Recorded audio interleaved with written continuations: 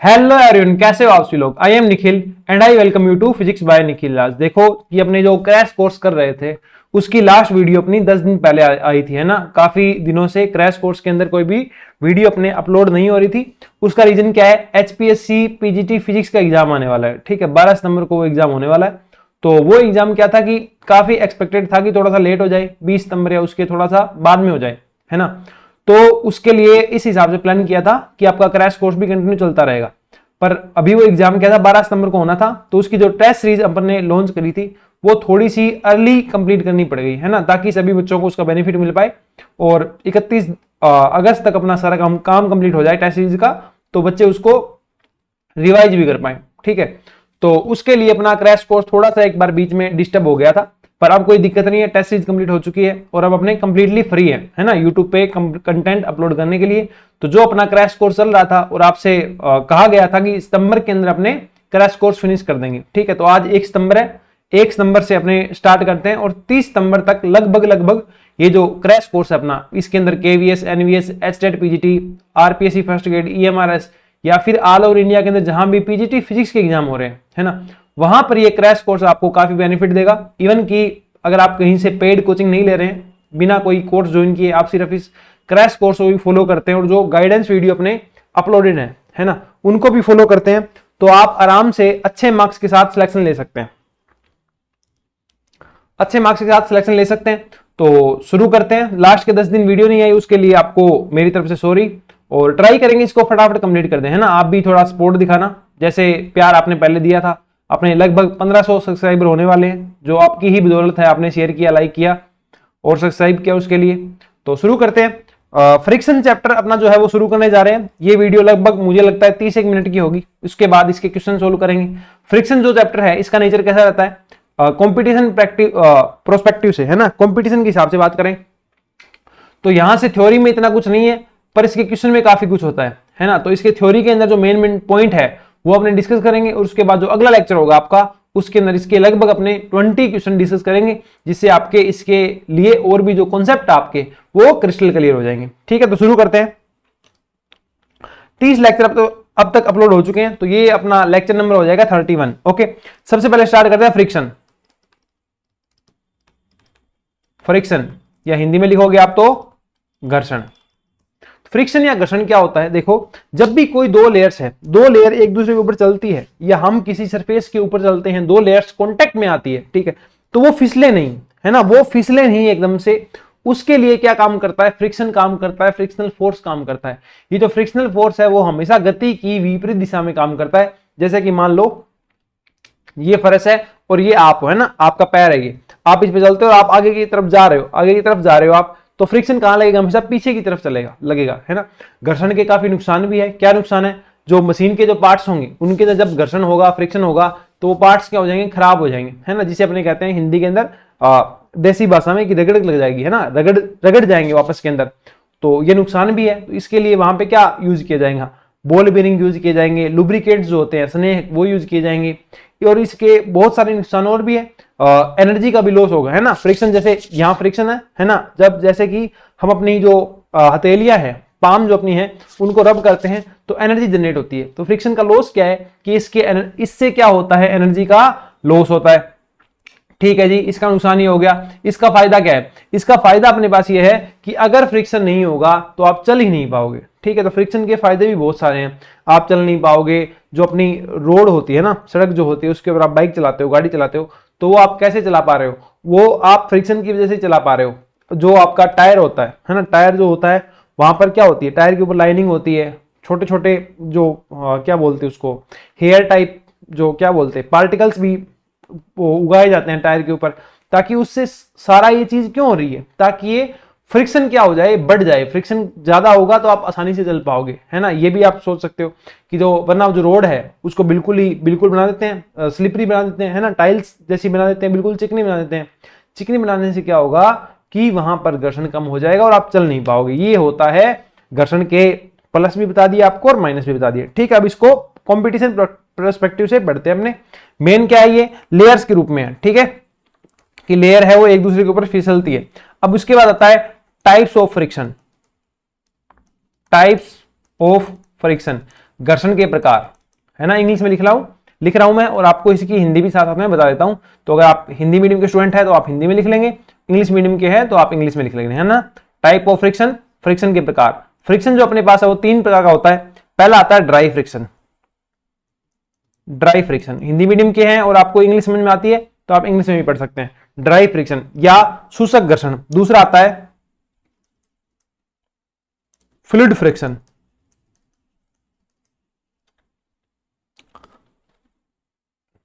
तरल घर्षण। तीसरा आता है इंटरनल फ्रिक्शन, इंटरनल फ्रिक्शन, आंतरिक घर्षण। अब बात की जाए ड्राई फ्रिक्शन है, ड्राई फ्रिक्शन कहां लगेगा जब स्टेट्स ड्राई होगी, जैसे कि 2 लेयर्स है ना, आप चल रहे हो फर्श के ऊपर चल रहे हो तो आपका पैर भी सूखा है और जो फर्श है वो भी सूखा है ना, गीला नहीं है।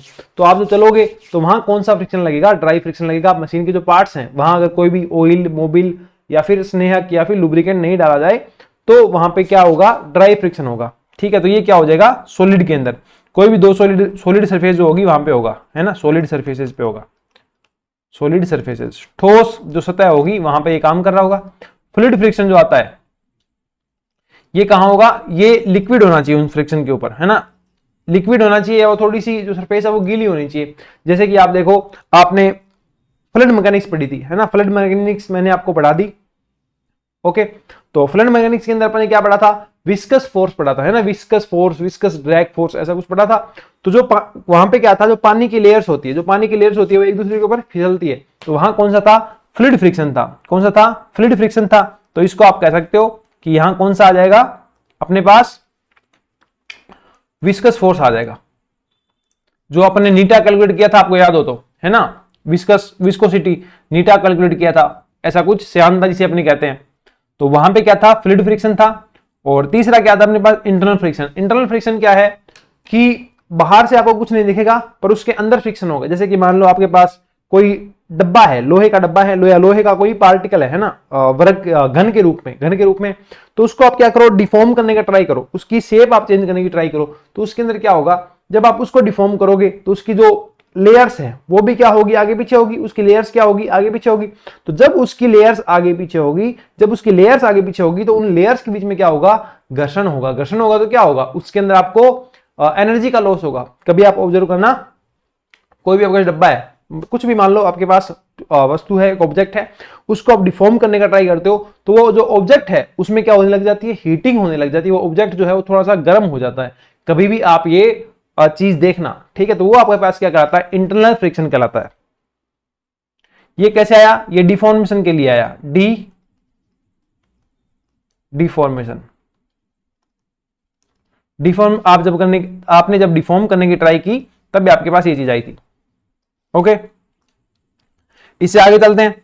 इसके बाद अपने पास आता है सबसे पहले और अपने जो काम का है वो है ड्राई फ्रिक्शन, जो कि आपके लिए कंपटीशन प्रोस्पेक्टिव से इंपॉर्टेंट है। ड्राई फ्रिक्शन, ड्राई फ्रिक्शन देखो यहां पर अपने पास जो अपने ड्राई फ्रिक्शन पढ़ने वाले हैं,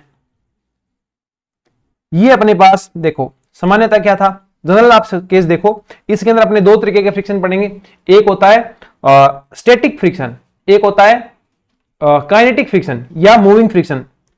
एक होता है स्टैटिक, एक होता है काइनेटिक फ्रिक्शन, है ना। यहां पे अपने 2 तरीके के फ्रिक्शन पढ़ेंगे। एक होता है काइनेटिक फ्रिक्शन, गतिक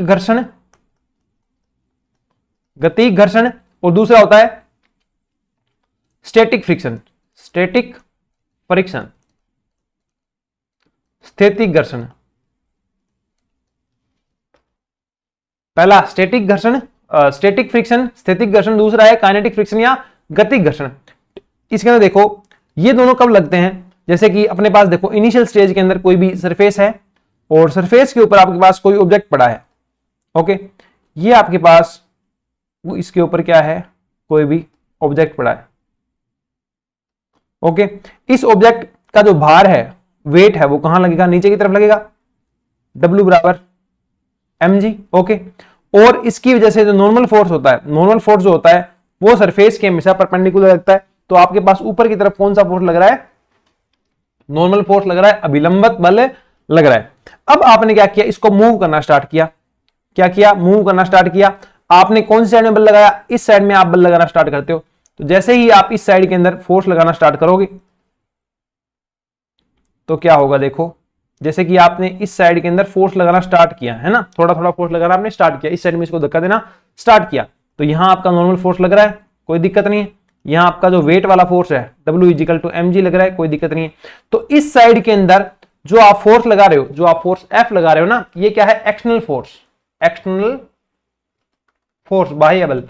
तो इसके विपरीत दिशा में एक फ्रिक्शन फोर्स काम करना स्टार्ट कर देगा, that is frictional, that is static friction. कौन सा फ्रिक्शन है वो, स्टैटिक फ्रिक्शन है, स्टैटिक फ्रिक्शन है, स्थैतिक घर्षण है। ओके, तो वो आपके पास हो जाएगा F(s). अब बात आती है इसका नाम स्थैतिक घर्षण क्यों है। इसका नाम स्टैटिक घर्षण या स्थैतिक घर्षण इसलिए है कि जैसे ही आपने इसको मूव करने के लिए फोर्स लगाना स्टार्ट किया, तो जब तक ये मूव नहीं हो जाता, जब तक ये मूव नहीं हो जाता, अपना ये पहला स्टेप नहीं ले सकता, तब तक जो घर्षण काम करेगा वो कौन सा घर्षण होगा, स्टैटिक फ्रिक्शन काम होगा। ये कब तक लगेगा आपके पास, अंटिल ऑब्जेक्ट स्टार्ट्स मूविंग। जब तक आपके पास कोई भी जो वस्तु है वो मूव करना, आपने जैसे मान लो, कैसे बताऊं आपको, कि ये आपके पास कोई भी वस्तु है, ठीक है, तो आपने इसको इस साइड में फोर्स लगाना स्टार्ट किया, इस साइड में फोर्स लगाना स्टार्ट किया, तो ये जब तक हिल नहीं रही, आप बल लगा रहे हो ना, थोड़ा सा बल लगाया नहीं ली, थोड़ा सा और लगाया नहीं ली, थोड़ा सा और लगाया नहीं ली, तो जब तक ये वस्तु चलने नहीं लग जाती, तब तक कौन सा घर्षण बल काम करेगा, आपके पास स्टैटिक फ्रिक्शन काम करेगा, स्थैतिक घर्षण काम करेगा, जैसे कि जब तक ये मूव करना स्टार्ट नहीं कर देती। अब देखो बात सुनो, आप फोर्स लगा रहे हो, फोर्स तो लगा ही रहे हो ना, ये वस्तु मूव नहीं कर रही, मतलब इसके अपोजिट में एक क्या बोलते हैं, फोर्स काम कर रहा है, वो क्या है, स्टैटिक फ्रिक्शन है। अब जैसे ही वो लगाया, एक लिमिट के बाद जैसे ही आप फोर्स लगाओगे थोड़ा सा हो, ये मूव करना स्टार्ट कर देगी। अब ये मूव कर रही है, जब मूव कर रही है घर्षण तो उस टाइम भी है, फ्रिक्शन तो उस टाइम भी है, तो जब ये मूव कर रही है उस टाइम कौन सा घर्षण आ जाएगा, काइनेटिक घर्षण आ जाएगा। जब तक ये मूव नहीं करेगी आपके पास कौन सा घर्षण रहेगा, स्टैटिक घर्षण रहेगा।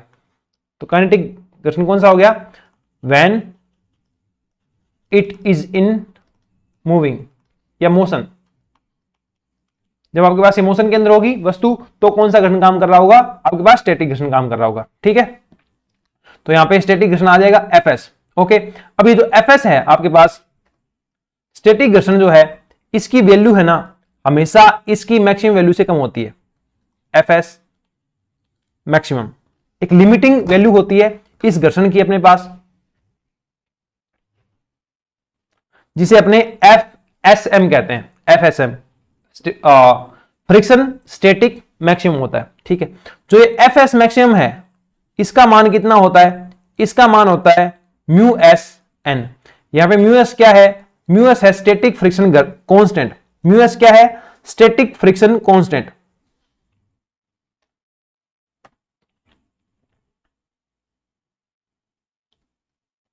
μs क्या है अपने पास, static friction constant, static friction constant, ठीक है। जो यहां पे जो Fs मैक्सिमम था, Fs मैक्सिमम जो था आपके पास, ये प्रोपोर्शनल होता है किसके, n के, जो आपका नॉर्मल फोर्स लग रहा होगा उसके प्रोपोर्शनल होगा। प्रोपोर्शनलिटी साइन आया तो एक कांस्टेंट आ गया, वो क्या था, μs था। ओके, तो इसका मतलब क्या हुआ, जो आपका Fs होगा, स्टैटिक फ्रिक्शन लग रहा होगा, वो हमेशा किससे कम रहेगा, μsn से कम रहेगा, ठीक है। ये चीज आप ध्यान रखोगे। ओके, अब बाकी जब न्यूमेरिकल करेंगे तो इसके आपके पास सामने बहुत सारे कॉन्सेप्ट जो है आपके पास क्लियर होते जाएंगे। ये आ गया आपके पास स्टैटिक फ्रिक्शन के बारे में। स्टैटिक फ्रिक्शन के बारे में अपने पढ़ लिया। इसके बाद अपने पास आता है, इसको आप कह दीजिए, इसको आप एक नाम और भी दे सकते हैं, कोफिशिएंट ऑफ स्टैटिक फ्रिक्शन, स्थितिक घर्षण गुणांक। क्या बोल सकते हो, स्थितिक घर्षण गुणांक भी बोल सकते हो। अब एक बात आती है, मान लो ये मूव करना स्टार्ट कर दे, एक पॉइंट तक मूव नहीं कर रहा था, उसके बाद इसने क्या कर दिया, मूव करना स्टार्ट कर दिया, तो जो आपका फ्रिक्शन लगेगा वो कौन सा लगेगा, वो लगेगा आपके पास काइनेटिक फ्रिक्शन। कौन सा लगेगा, काइनेटिक फ्रिक्शन। वो है आपके पास F ऑफ K। क्या है, Fk है स्टैटिक फ्रिक्शन। इसका जो मान है वो आपके पास होगा μ q n। क्या होगा, म्यू क्यू एन होगा, म्यू के एन होगा। जो म्यू के है आपके पास, ये क्या होगा, कोफिशिएंट ऑफ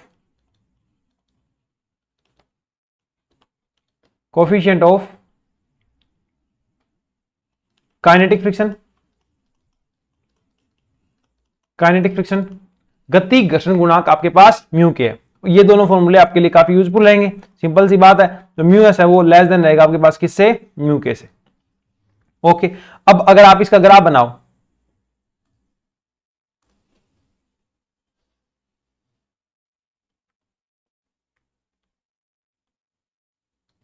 ये उल्टा लिखा दिया आपको, ठीक है, ये उल्टा होगा, इसी को सही कर देते हैं।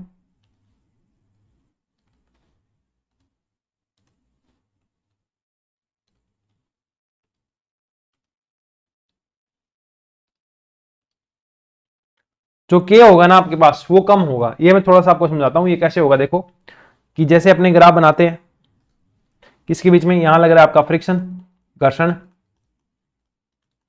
और यहां आपके पास है टेंजेंशियली अप्लाइड फोर्स। जो आप फोर्स लगा रहे हो एक्सटर्नली वो यहां पे आ गया, और यहां पे अपने पास फ्रिक्शन है, ठीक है। आपने फोर्स लगाना स्टार्ट किया, पर वस्तु मूव नहीं कर रही है ना, जो ऑब्जेक्ट है आपका वो मोशन में नहीं आ रहा है। इसका मतलब क्या है, जैसे ये अपने पास ऑब्जेक्ट है, इधर आप जितना फोर्स लगा रहे हो उतना ही फोर्स, इधर आप जितना फोर्स लगा रहे हो, पर ये पार्टिकल मूव नहीं कर रहा है, ये ऑब्जेक्ट मूव नहीं कर रहा है। इसका मतलब क्या है कि जितना फोर्स इधर लग रहा है, फिजिक्स क्या कहती है, इस पे लगने वाले टोटल फोर्स जो होंगे वो क्या होंगे, इक्विलिब्रियम में होंगे, जीरो होंगे। समेशन ऑफ एफ क्या आएगा, जीरो आएगा। सारे बल जो होंगे वो क्या होंगे, इक्विलिब्रियम होंगे, एक दूसरे को संतुलित कर रहे होंगे, कैंसिल कर रहे होंगे।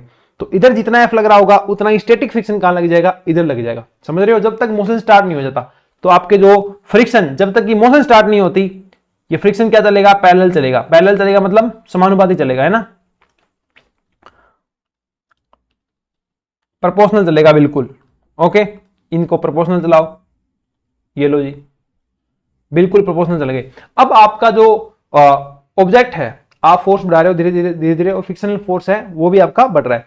एक पॉइंट के बाद जो आपके पास क्या बोलते ऑब्जेक्ट है वो क्या कर देगा, मूव करना स्टार्ट कर देगा, ऑब्जेक्ट मोशन में आ जाएगा। तो जैसे ही ऑब्जेक्ट आपके पास मोशन में आ जाती है, आपका जो फ्रिक्शनल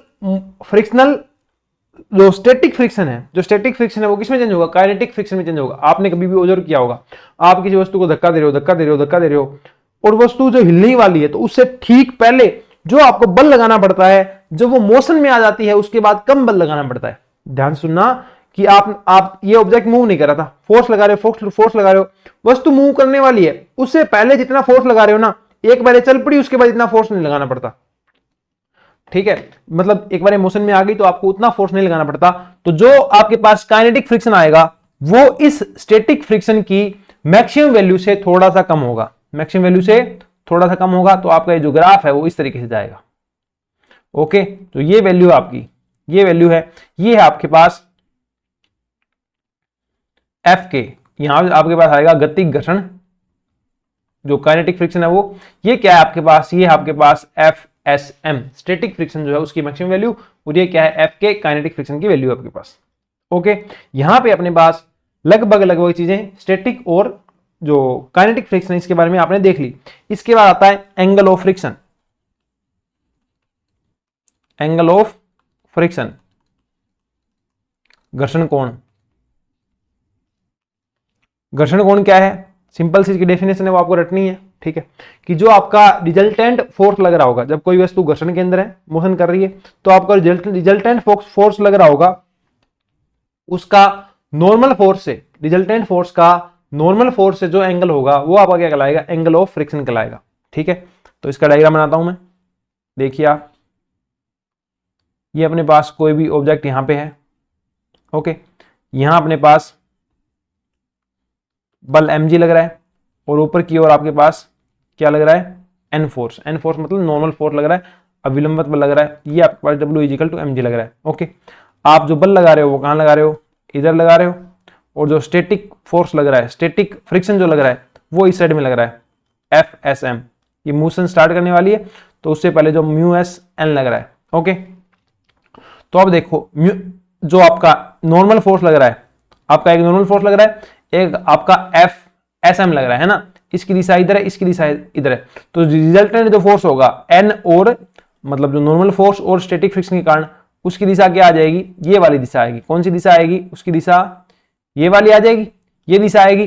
तो ये जो रिजल्टेंट फोर्स आ रहा है ये क्या है, रिजल्टेंट फोर्स की दिशा है। तो रिजल्टेंट फोर्स की दिशा और जो एन है इसके बीच का जो कोण है, इसके बीच का जो कोण है जिसे आप बोल लो लैम्डा, जिसे क्या बोलोगे आप, लैम्डा। ये लैम्डा क्या कहलाता है, लैम्डा कहलाता है angle of friction, angle of friction. इसके बारे में मैं एक आधी लाइन लिखाऊंगा आपको, तो जरूरत नहीं है। देखो क्या है, रिजल्टेंट फोर्स जो आर है और जो नॉर्मल फोर्स एन लग रहा है उनके बीच का जो एंगल है आपके पास वो क्या कहलाता है, एंगल ऑफ फ्रिक्शन कहलाता है। इसको आप कैलकुलेट कर सकते हैं। कैसे कैलकुलेट करोगे, यहाँ पे क्या आ जाएगा, टेन लैम्डा क्या होता है, लंब बटा आधार। इसका लंब क्या है, इसका लंब कौन सा हो जाएगा, ये अगर लैम्डा है तो इसका लंब कौन सा हो जाएगा, ये वाला कह लो आप। ये कितना है, म्यू एस एन है, लंब बटा आधार कौन सा है, आधार तो ये वाला है, तो आधार क्या आ जाएगा, एन आ जाएगा, एन आ जाएगा। एन से एन चला गया तो आपके पास जो लैम्डा था वो कितना आ गया, लैम्डा आ गया आपके पास टेन इनवर्स म्यू। लैम्डा कितना आ गया आपके पास, टेन इनवर्स म्यू आ गया। ओके, अब देखो for smooth surface, smooth surface आपके पास कोई चिकनी सतह हो, कोई चिकनी सतह हो आपके पास अगर, तो क्या होगा, सिंपल सी बात है, वहां पे जो एफ एस एम है स्टैटिक फ्रिक्शन वो होगा ही नहीं, होगा नहीं। तो जो लैम्डा है, जो आर है वो किसकी दिशा में होगा, एन की दिशा में होगा। तो जो लैम्डा है वो कितना हो गया, जीरो हो गया। ओके, इसके बाद अपने पास आता है एंगल ऑफ रिपोज।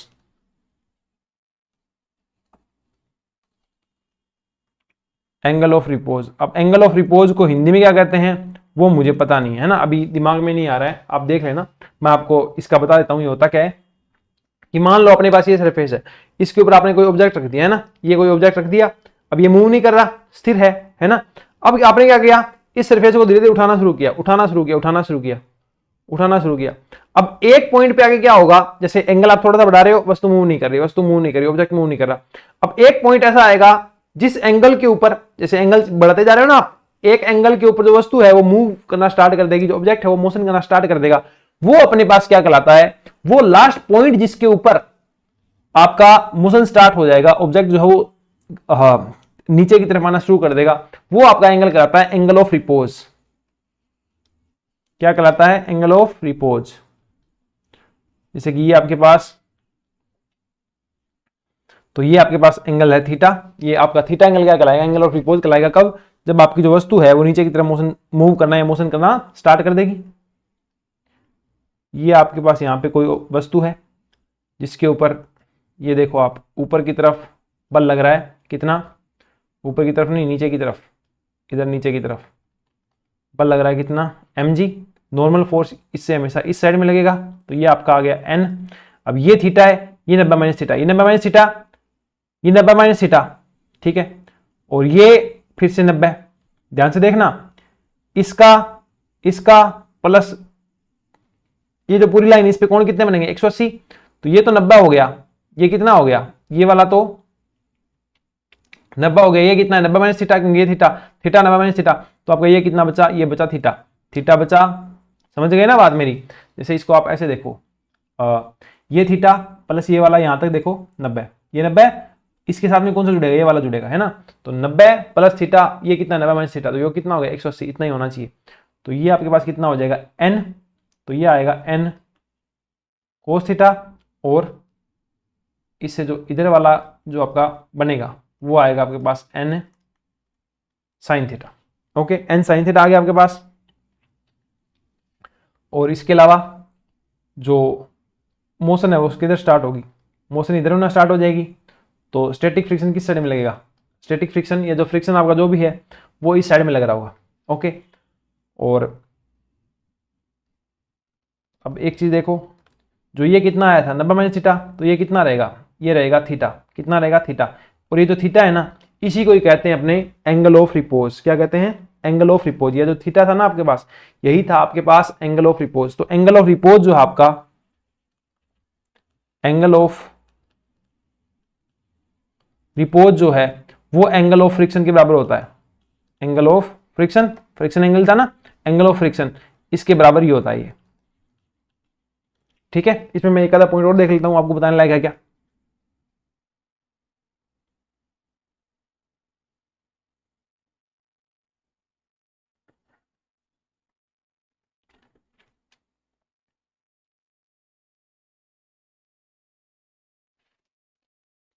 हाँ ऐसे देखो, इस उसके आपका जो एंगल ऑफ क्या बोलते हैं फ्रिक्शन क्या था कि जो नॉर्मल फोर्स है, नॉर्मल फोर्स और एफ एस और एन का रिजल्टेंट फोर्स है, एफ एस एन और एफ एस का रिजल्टेंट फोर्स कहां आएगा, इसी दिशा में आएगा। इस रिजल्टेंट फोर्स का एन के साथ जो कोण है वो क्या कहलाता है, एंगल ऑफ फ्रिक्शन कहलाता है। तो एंगल ऑफ फ्रिक्शन कितना हुआ, थीटा, और यहाँ पे एंगल ऑफ रिपोज कितना है, ये रहा, जिस एंगल के ऊपर वो हल्का सा फिसलना स्टार्ट करती है, क्या था, ये थीटा जो था। तो एंगल ऑफ फ्रिक्शन और एंगल ऑफ रिपोज जो आपका वो इक्वल होता है। ओके, यहां से आपके लगभग फ्रिक्शन के कॉन्सेप्ट क्लियर हो जाते हैं। इसके बाद अपने पास आता है circular motion, dynamic of circular motion, dynamics of circular motion.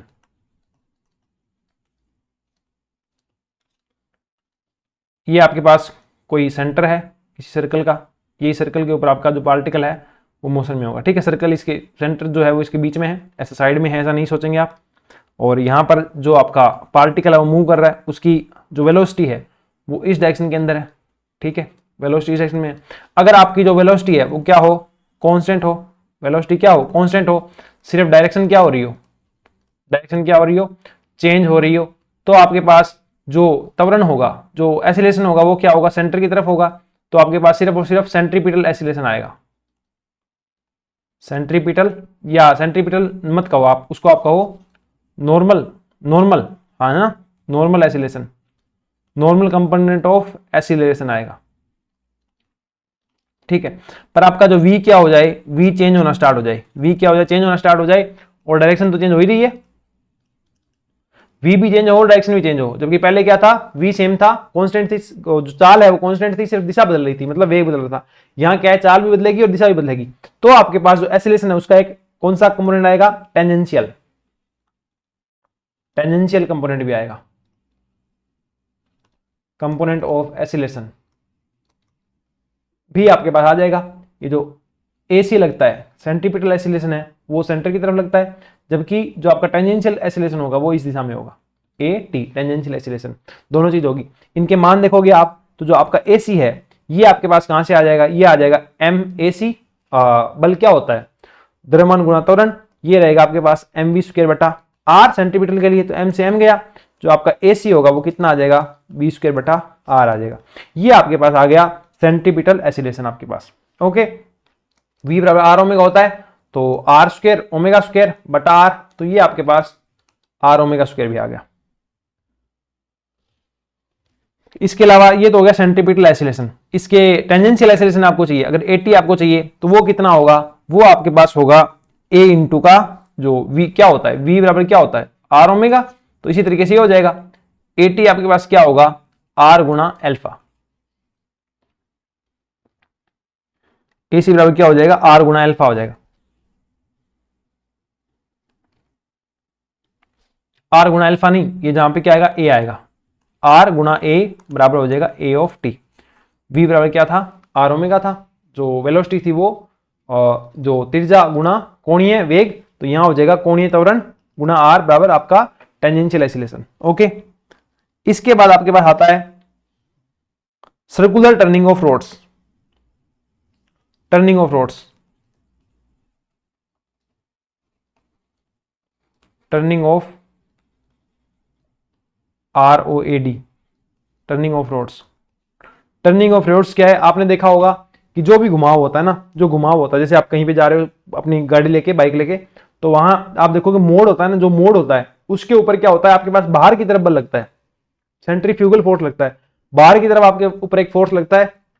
तो अगर आप ज्यादा स्पीड से जाओगे तो आपको बाहर की तरफ धक्का भी लगेगा, आपकी बाइक भी गिर सकती है, आपकी गाड़ी भी गिर सकती है। तो उस चीज को रोकने के लिए दो चीजों का सहारा लिया जाता है। पहले बात तो घर्षण का, ठीक है, वहां पे ज्यादा खुरदरी सड़क बनाई जाती है।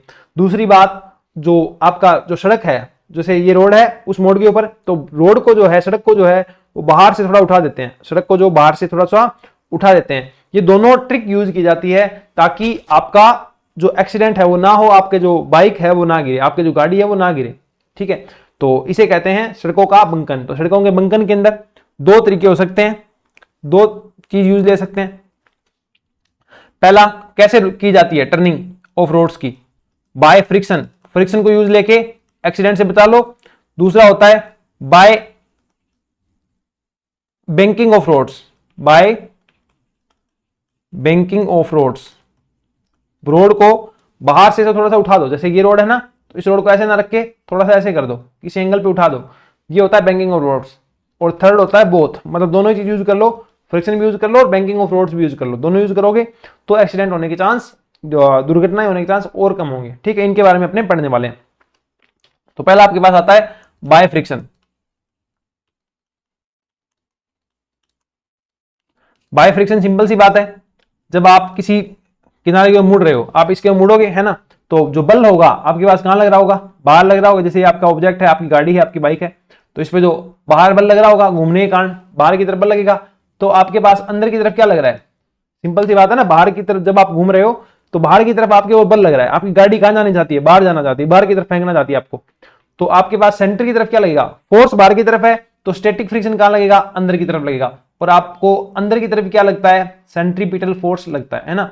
तो आप उस पॉइंट से घूम जाओगे, एक सेंटर बन जाएगा, उस पॉइंट से घूम जाओगे। और घूमने के लिए जो आपको सेंट्रीपिटल फोर्स है, घूमने के लिए जो आपको अभिकेंद्रीय बल है, वो किसके द्वारा प्रदान किया जाएगा, स्टैटिक फ्रिक्शन के द्वारा प्रदान किया जाएगा। ठीक है, तो आपको जो mv²/r है, सेंट्रीपिटल फोर्स है, वो किसके द्वारा प्रदान किया जाएगा, स्टैटिक फ्रिक्शन के द्वारा प्रदान किया जाएगा। और जो स्टैटिक फ्रिक्शन है वो क्या होता है, less than equal mu S N होता है ना। तो आपका जो mv²/r है वो कितना हो गया, mv²/r is less than equal mu S N. और जो n क्या है, ऊपर की तरफ, नीचे की तरफ जो बल लग रहा है वो, ऊपर की तरफ जो बल लग रहा है वो नीचे की तरफ कितना लग रहा है, mg, तो ऊपर की तरफ कितना है, n, तो n और mg क्या होंगे, बराबर होंगे। नॉर्मल फोर्स कहां लगता है, ऊपर की तरफ, नीचे की तरफ भाग के कारण mg लग रहा है, तो ये आ जाएगा आपके पास, n की वैल्यू रख दो mg, म्यू एस, ये आ जाएगा mg, ये आ जाएगा mv²/r। m से क्या चला गया, m चला गया, तो यहां आपके पास v कितना आ गया, लेस देन इक्वल, v आ गया आपके पास less than equal mu S R G का रूट। ओके, v क्या आ गया, less than equal mu S R G का रूट। इस न्यूमेरिकल से डायरेक्ट क्वेश्चन आ सकता है, जहां पे आपके पास म्यू एस क्या है, म्यू एस आपके पास static coefficient of static friction, R जो वो क्या है, रेडियस, जो सर्कल बनने वाला है ना, जो सर्कल बनने वाला है वो घुमाओ, जो रोड है आपका, मोड जो है वो जिस वर्त का भाग है उस वर्त की त्रिज्या है, जी क्या है, ग्रेविटेशनल एसिलेशन है। दूसरा आता है, ये तो हो गया फ्रिक्शन के कारण, दूसरा आता है banking of roads, by banking of ROAD roads, है ना, बाय बैंकिंग ऑफ रोड्स। अब देखो आपने क्या कर दिया, आपने उसके किनारे को ही घुमा दिया, उसका जो, उसको उठा दिया उसके किसी भाग को। ओके, और किस कैसे उठाया, कि जो एंगल है वो क्या है, थीटा है। यहां आपका क्या है, ऑब्जेक्ट है, नॉर्मल फोर्स इससे इस साइड में लगेगा, और इसके अलावा नीचे की तरफ आपका mg लग रहा है, नीचे की तरफ mg लग रहा है, और ये कितना होगा 90 माइनस थीटा, ये कितना हो जाएगा थीटा, ये mg है तो ये कितना हो गया mg कोस थीटा, और इधर कितना लग रहा है mg साइन थीटा। ये नॉर्मल फोर्स लग रहा है, नॉर्मल फोर्स लग रहा है, तो ये आपका थीटा है तो ये भी कितना होगा थीटा। ये n लग रहा है तो ये कितना आ जाएगा n कोस थीटा। और इस साइड के अंदर फोर्स कितना लगेगा, इस साइड के अंदर प्रॉपर परपेंडिकुलर साइड के अंदर,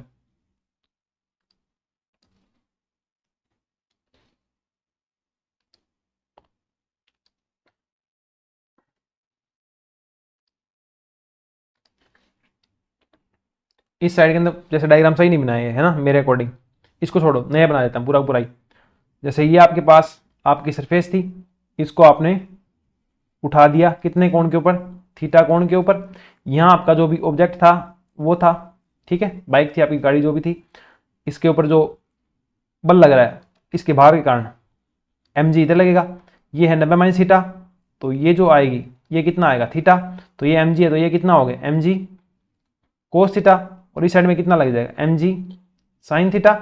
ओके, नॉर्मल फोर्स है वो इसके हमेशा परपेंडिकुलर लगेगा, n इधर लगेगा, तो इसको n इसके परपेंडिकुलर लगेगा, ये कितना आ गया थीटा, तो ये आपके पास कितना हो गया n कोस थीटा।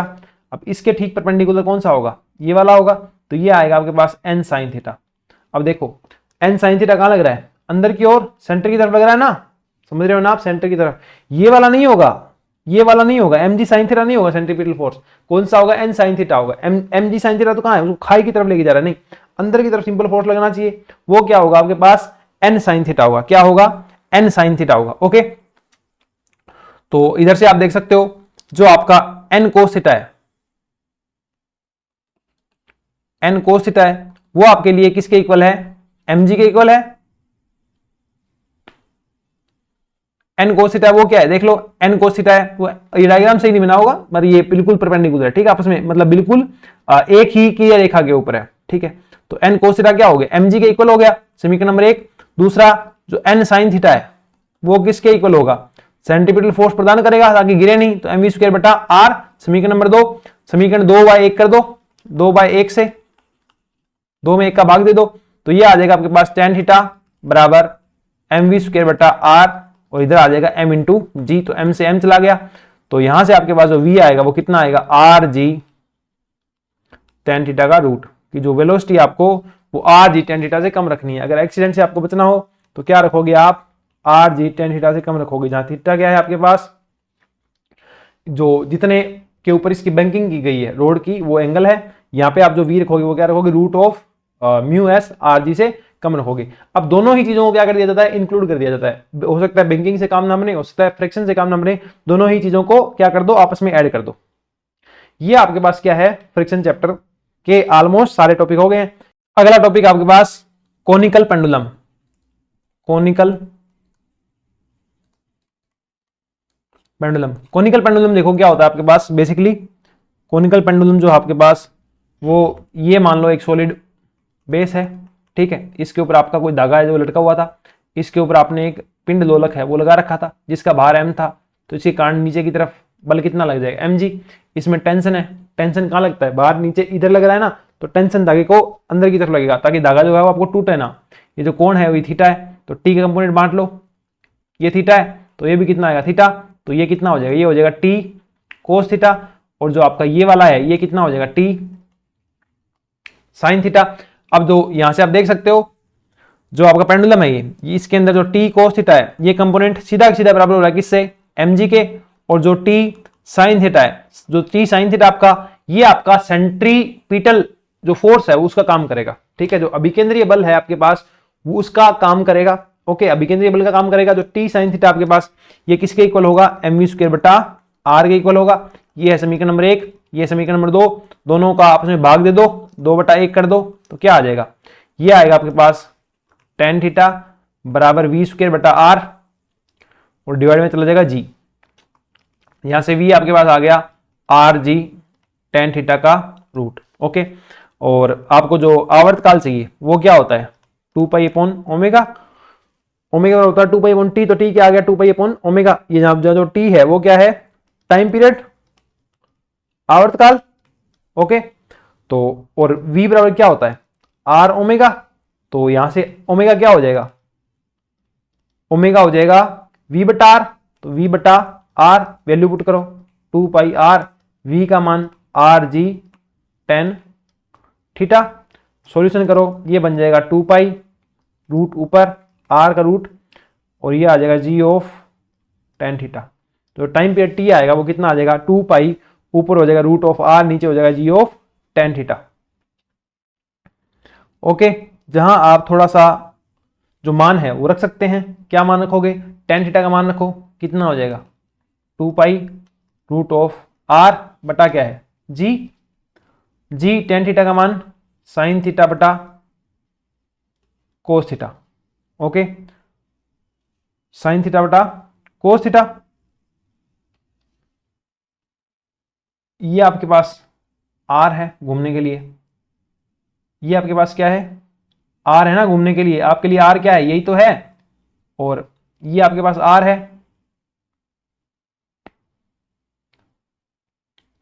इसकी लंबाई l है, इस धागे की लंबाई कितनी है l है, तो l ये तो हो जाएगा l कोस थीटा, और ये हो जाएगा l sine theta.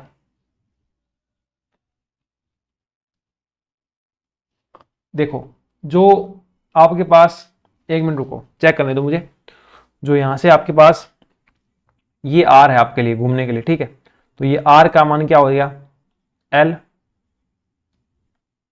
Sine theta हो गया, तो r का मान जब आप l साइन थीटा लिख दोगे है ना, जैसे ये आपके पास क्या है घूमने के लिए, सर्कल में घुमाने के लिए, ये आपके पास ऐसे सर्कल में घूमेगा ना, ये ऐसे सर्कल में घूमेगा, ओके। तो ये जो r है ये क्या है l, तो ये l कोस थीटा, और ये वाला l है साइन थीटा, तो जो l साइन थीटा है वो आपके पास आर के इक्वल है, तो यहां आर का मान रख दो, कितना हो जाएगा 2 पाई एल। एल क्या है, जो आपका धागा है, जो रस्सी है आपकी इस पेंडुलम के अंदर, उसकी लंबाई है, तो ये हो जाएगा आपके पास एल साइन थीटा, और यहां कोस थीटा बटा जी साइन थीटा, तो साइन थीटा से साइन थीटा चला गया, ये क्या आ गया आपके पास 2 pi root of L cos theta बटा जी। ठीक है, ये आपके पास इस पेंडुलम का क्या आ गया, आपके पास टाइम पीरियड आ गया। ओके,